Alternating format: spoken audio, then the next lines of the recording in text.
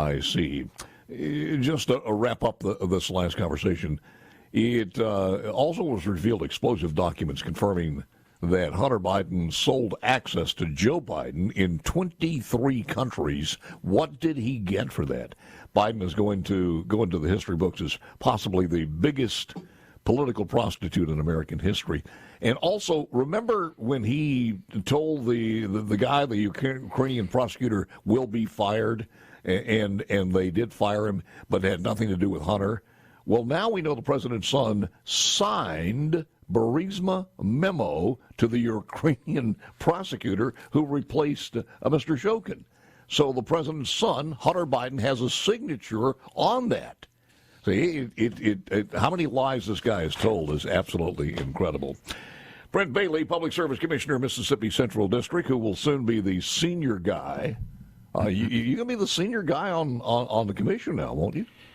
Good morning, Mr. Paul. How you doing, sir? That would, that's certainly the intentions, but I have to get through November 7th. Well, that's first. True. That's true. You got to go. I put the put the cart before that horse. That's right. We still got a lot of work to do between now and then, and we've been working hard and running across the 22 counties Central District, reminding people of the good work we've done over the last 4 years, our staff and myself, and we would love the opportunity to come back in January and continue working and representing the Central District for another 4 years. Well, since you're not a virgin any longer, what have you learned in that office that you didn't expect? Things in government don't move quite as fast as you want to sometimes when you want to get some things done, put some programs in place, or respond to certain events.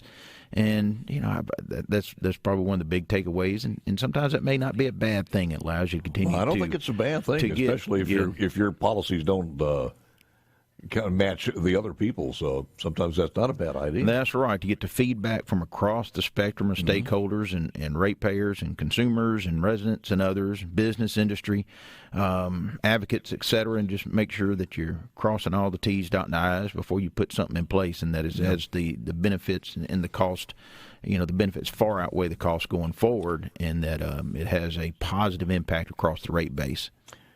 I want to mention this. I don't want to run out of time before we do this, because you got a big community forum coming up, and tell us about that. Yeah, so it's something that we've always wanted to do, but coming into office in January 2020 and then in March 2020, the pandemic hit and everything kind of shut down and eliminated the opportunity to really get out and have these types of events. So we had a chance to pick up now, and we started with the community forum in Madison County and focused on that area. We've been to Vicksburg, Warren County. This past Tuesday, we're in Washington County and Greenville. Next Tuesday, we'll be here in Jackson at the JSU East Center at 6 p.m., and we'd love folks to come out and really learn more about the Public Service Commission. We have representatives of utilities in the local vicinity there, and to engage and share their thoughts and concerns or requests they may have. And it gives us also an opportunity to go back and cover some of the issues and the consumer concerns around the June 23 storm events that rolled through most of the state of Mississippi and resulted in hundreds of thousands of outages, some for maybe a few minutes, some for up to several days. And what we're doing to PSC to help resolve that, working with our utilities and others to improve customer service, response times, make sure that everything was done as far as the preparations to, during, and after the storm, and just really providing a solid overview of that. I know Entergy leadership has been on this show and others, discussing that, but we're also having conversations about more work we're doing down the road to make sure or do the best we can to avoid future long-term outages and reduce overall the frequency and duration of outages on the distribution system. Have you been over to Rolling Fork lately? I have. It was just back toward the end of August we were over there. How's it look? It's really come along. I was there about 2 weeks after, and see, there's still a lot of remnants, no doubt, but a lot of cleanup has been done. You're starting to see some rebuilding going on in that area. And just a note for the utilities that in their response, they continue to be present in that community, providing resources where they can, understanding the challenges the local residents had, and doing what they can and from their side to help provide the critical materials or access to critical utilities to help facilitate the rebuild of that area. I know one of the things you have on the website is utility bills payment assistance. Did they receive some over in that area? They absolutely did.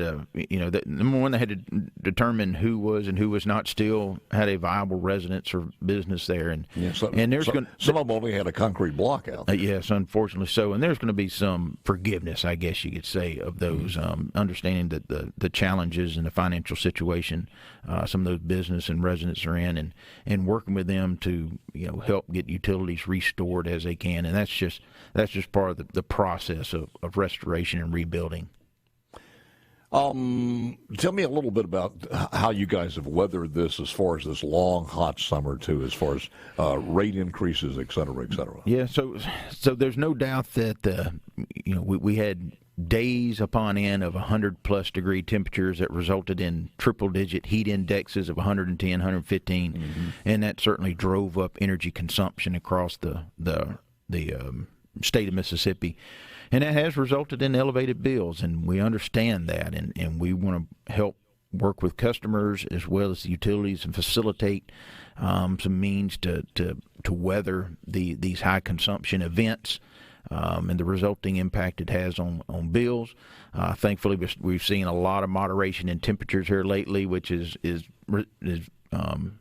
being reflected in the usage we're seeing on the monthly bills as they roll in, and that's certainly helping feelings. But we did have to work with some folks to do some deferments or deferred payment plans to really smooth out that large hump we had this past summer. And we also had, as you recall, we had extreme cold temperatures back in December of 2022. And we saw a jump in consumption then. So it's not always hot temperatures that create elevated bills. And that's why we ask folks to really look in what they can do to be more energy efficiency and weatherize their homes. Turn the thermostat up. Yeah, that's what you can do. To reduce these things. But there's actions you can take to really secure your home or business to help be more efficient, more energy conserve energy, while still maintaining a comfortable environment within your home or business. Brent Bailey, who is the Public Service Commissioner, Central District.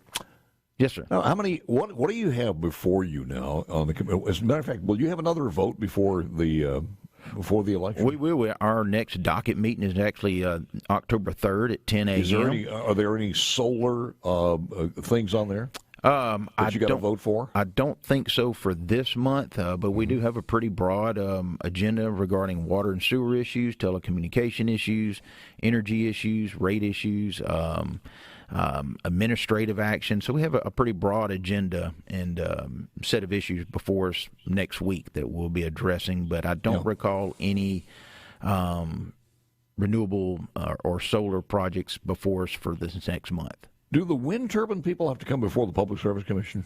Yes, they do. Is any infrastructure that plans to interconnect into the grid and deliver power across the system. Can you tell me anything about this one up in Tunica County? Yeah, as far as I know, it's now owned by a group called AES, and from what I understand, they are putting in the foundations, they're doing the dirt work and laying the Where is this, Brent? It's in Tunica County in the northwest part of the state. It's going to be fully in Tunica County, about 100 megawatt or 200 megawatt facility. It'll be about 80 wind turbines, from what I understand, using the latest technology in wind turbine northwest systems. Would that be hugging the levee, somewhere near the levee? It would. But from what I understand, it's all in Tunica County, really the southern part of Tunica County. Yeah. So, that disturbs me a little bit because that's real close to the flyway. Up and down on the flyway, so we'll see what happens with that. These projects, whatever project it is, if it's renewable, traditional, they all go through the permitting process. You have to vote on that, don't you? We did, and that we actually did that back a couple years ago. Okay, hold on. We got another second. Wherever Mississippians are gathered as one Mississippi, we thank you on the September the 28th. Brent Bailey, a couple of more minutes here. Yeah. I do want to ask you this question, though, because it came up in the election, not yours, but in the gubernatorial election. What is the rule that you heard when you came into office as far as contributions to a candidate from an entity that you guys are voting on? We cannot accept contributions from a public utility. And that's sort of the short of it, or it's employees, leaders, and those that represent the public utility in certain facets. Those that sell a service at a retail rate is generally a regulated service, and it's not always clear. I understand that the statute is old and things have changed, but we try to do our best to ensure that, particularly from our regulated utilities, our rate-regulated utilities, that we avoid any type of perception, real or not, of any type of contribution or, inducement or whatever. And we really work hard to earn support from friends, families, business, industries, and those who are customers and really care about the services they're providing, the rates they pay, and understanding the role the Public Service Commission plays in that. We are one of the most, if not the most restrictive elected office in the state of Mississippi in regards to who we can and cannot accept contributions from. And it does, it makes the work, cuts it out for us pretty good. What's the penalty of that? Is it an ethics violation, or is it dismissal from office, or what? Could be all the above. Could be ethics, a dismissal, or even a fine based in statute there. Yep. So if it's someone like a wind or solar that hasn't been is it a gray area there, or is it specifically? They're not considered a public utility. They're not selling a product or electrons for a retail sale to the public. That is not allowed. Third-party sale to the public is not allowed in the state of Mississippi. You must be a regular utility with a certificated area. Projects like that are selling into the marketplace. In this case, like the MISO market at day-ahead prices, basically wholesale. So you could actually receive campaign contributions from someone prior to them asking to vote on their acceptance in the state. That is possible. Not going to lie about it. Has that been revisited by? I'm trying to figure out who would be the legislature. Is that a constitutional thing, or is it a rules by the committee itself? It is statutory. Yes, sir. So something that probably needs to be revisited. I don't know about that. You start breaking in that, then should no farmers ever contribute to the ag commissioner? Should no lawyers ever contribute to the attorney general's office? Should no bankers, insurance companies or agents ever contribute to the insurance commission? You're going down a slippery slope, and I think you may get some folks a peek, particularly if you go on the legislative side of things. I think you might get some pushback on that analogy. Yeah, I would say so yourself. Like I said, we're extremely restricted in what we do, and we're very careful about we do that, and we know there's a lot of eyeballs on us, But you have 3 guys voting on this, and not farmers across the state voting on an agricultural plan. Hey, and what now? When you use the analogy of farmers. Well, I'm just saying that's just the interest of those that represent those segments of government and society. Joe says, Paul, does he know when the solar panel farm will come online in southwest Clark County? I do not. I know there's been a project proposed over that way. That's in the southern district, but I'm not familiar about a timeline or any type of construction schedule or anything along those projects. We, on taking a quick vacation not too long ago, Mrs. G and I were going through parts of Georgia. They got a solar farm out there. You can drive forever. I mean, I swear, it looks like I was driving for 5 or 10 miles, and just it is acres and acres and acres, and you wonder how much that is generating. It's incredible. Yeah, they do have performance characteristics. They're just a part of the energy portfolio. In the state of Mississippi, still nearly 80% of every kilowatt hour generated and used by consumers is derived from natural gas fuel.